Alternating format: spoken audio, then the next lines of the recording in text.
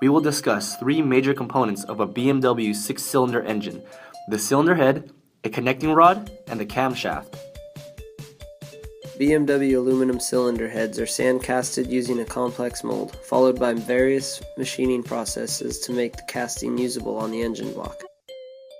Signs that a part is cast is the irregular surface finish that you can see in the water jackets. Also, the complex geometry inside there is impossible to machine from billet. The valve seats and valve guides are pressed in for a heated slip fit. The raised BMW symbol and part number are also a sure sign that this head was casted. Once again, you can see the irregular shape of the intake ports that would be difficult to machine. The face of the intake and exhaust ports, the top and the bottom of the head where the mating surfaces are, get machined surface flat for a good seal. The rocker shafts and camshaft journals are through bored to have perfectly concentric circles and a good surface finish for superior oiling. The head is also drilled and tapped for studs to attach the intake and exhaust manifolds to their ports.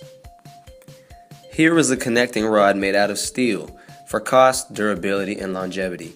It seems these rods have been forged and then machined. This is indicated by the separation of the cap and the main body.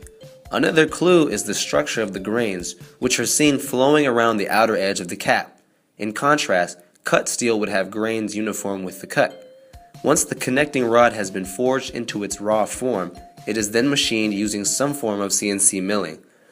The side channels are evidence that machining is apparent, whereas a process like casting leaves a rough surface. It seems the machining process involves boring and honing to assemble the cap to the main body. The machining process may also involve drilling and tapping holes for the bolts, as well as pressing for the bushings. Machining gives the rods correct sizing and great finish. Here is our camshaft. We believe this part was made through sand casting and then turning. In our opinion, the camshaft was sand casted because of the very obvious parting line going all the way down the part on both sides. This is where the molds were pressed together.